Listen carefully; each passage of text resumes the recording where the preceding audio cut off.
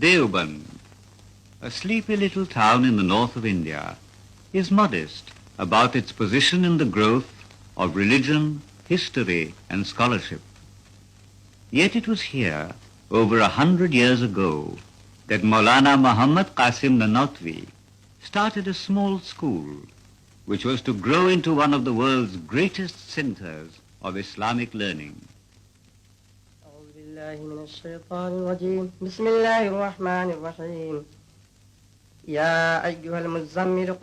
It is the year 1866. Under a pomegranate tree in Chatta Masjid, a small mosque in Deoband, Mullah Mahmud gives his first lesson to a solitary boy. إن لك في النار سبحا طويلا وذكر اسم ربك وتبتل إليه تبتيلا رب المشرق والمغرب لا إله إلا هو. We recall that the first intimation of Islam occurred on a lonely mountain when an angel appeared to Muhammad and said unto him, "Read, read in the name of thy Lord who did create man. Read, for thy Lord is most generous, who has taught man the use of the pen, has taught man what he did not know." It is in the spirit of this injunction that this small mosque ultimately became Darul Uloom. These courtyards have echoed to the words of many men of profound wisdom and scholarship. Among them, Maulana Rashid Ahmad Gangohi, Maulana Mahmud Hassan, Maulana Ashraf Ali Thanvi, Maulana Habibur Rahman Usmani, Maulana Hussain Ahmad Madani. These are but a few of the names which are associated with Darul Uloom becoming an international university, often referred to as the Al-Azhar of the East. Thousands of students from India and abroad come here to study a major epoch in the history of the human mind. Comprehensive and deep study of ancient texts is essential, for they contain eternal truths expressed for the first time in human language. The university today has 33 departments concerned with every aspect of Islam, from the artistry of calligraphy to jurisprudence, from morality to the sociology of a dynamic and living religion which believes in the brotherhood of man. Since attaining university status, over 20,000 scholars have graduated from Darul Uloom. Of these, more than 5,000 have come from far-flung countries in Europe, Africa, and Asia. A unique feature of Darul Uloom is that learning and living are entirely free of cost to every scholar.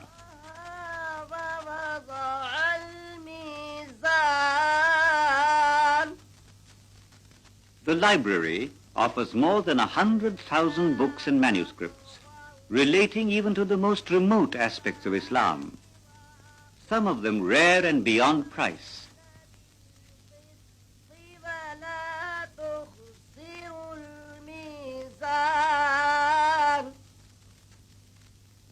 Having traveled along the road of Islam for many centuries, we come at last to the Deoband of today, a small town which has become the focus of the Islamic world, for Darul Uloom is celebrating its centenary.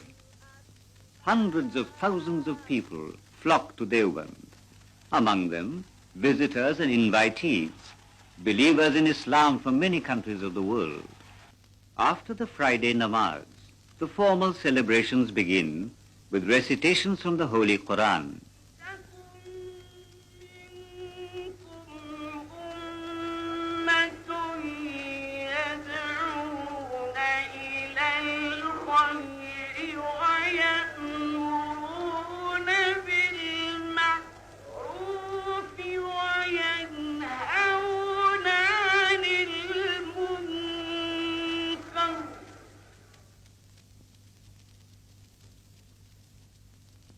In his welcome address, the rector of the university, Qari Muhammad Tayyab, reiterates the dedication of Darul Uloom to the highest standards of scholarship.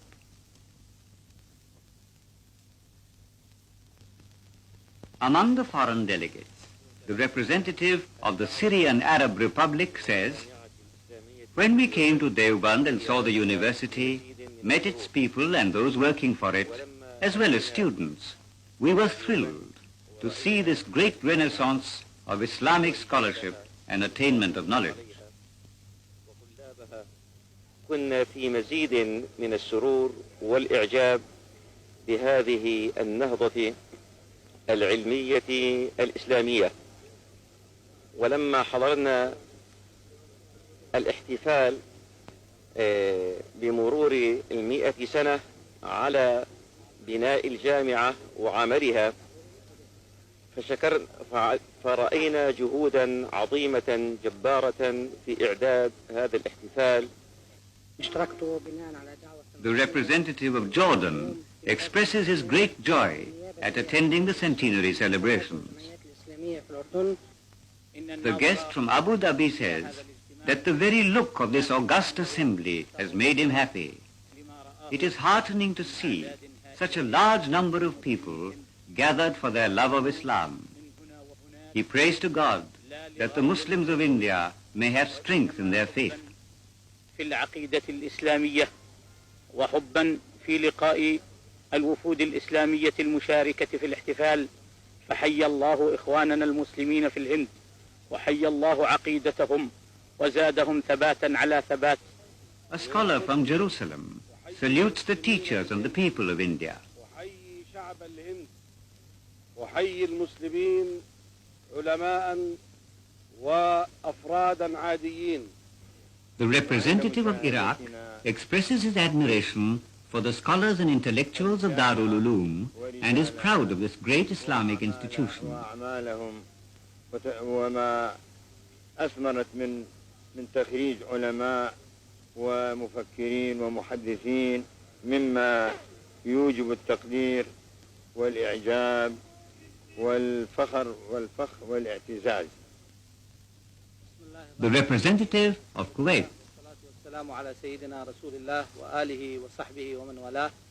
Indeed, I am very happy and very pleased that I attended this glorious and this great festival which has been called for by Dioband Islamic University. This university, which is well known to us in Arabia and well known to other Muslims all over the world as the main Islamic educational center in India. I would like to say that this great gathering of human beings reminded me of the gathering of Mecca in Hajj, in pilgrimage, where you see hundreds and hundreds of people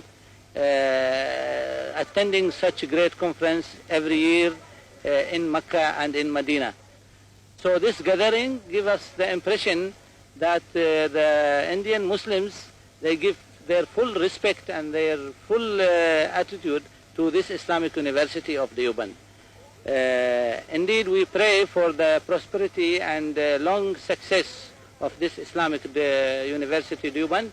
And in the meantime, we are, in the name of myself and in the name of my colleagues from Arabia and the other countries, we are thankful to the government of India because the presence of Mrs. Indira Gandhi gave us the impression that she is giving the government respect and care for the Indian Muslims here.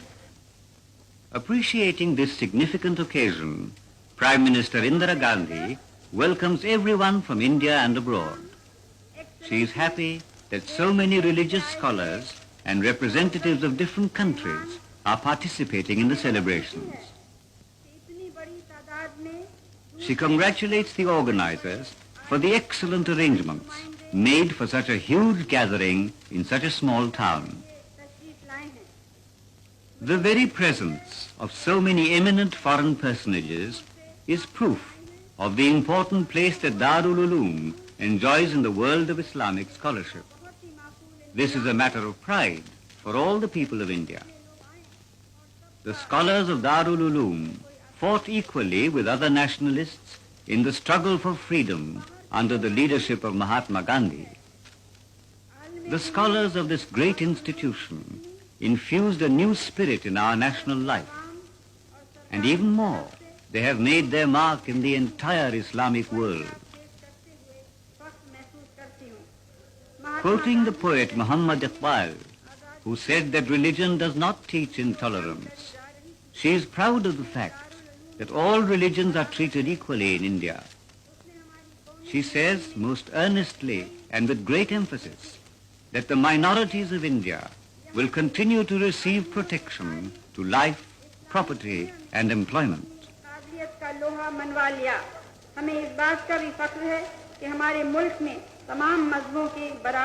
Mrs. Gandhi pays homage to all the great personalities who have contributed to the richness of the many-faceted culture of India. While congratulating this great institution on its centenary, she prays to God that Darul Uloom will continue to serve India and the world in the true Islamic tradition. اور برابر کی زندگی وہ اس ملک میں بتا سکیں. اس موقع پر ان ہستیوں کو خراج عقیدت پیش کرتی ہوں جنہوں نے بھارت کی رنگا رنگ ثقافت میں اپنے رنگ بھرے. پھر ایک بار میں اس شاندار ادارے کو اس کی 100 سالانہ تقریب کے موقع پر مبارکباد دیتی ہوں اور دعا کرتی ہوں کہ یہ اور بھی شان کے ساتھ بھارت اور اسلامی دنیا کی برابر خدمت کرتا رہے، کیونکہ انسانیت کی خدمت سے بڑھ کر کوئی خدمت نہیں ہے.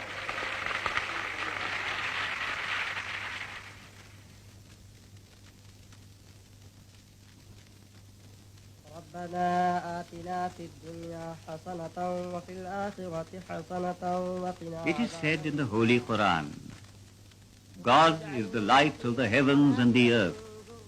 Both the east and the west are of God. And wherever ye turn, there is God's face.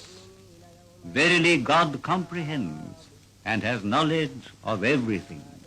أولياء الله لا خوف عليهم ولا هم يحزنون الذين آمنوا وكانوا يتقون. سبحان ربك رب العزة عما يصفون وسلام على المرسلين والحمد لله رب العالمين برحمتك يا أرحم الراحمين.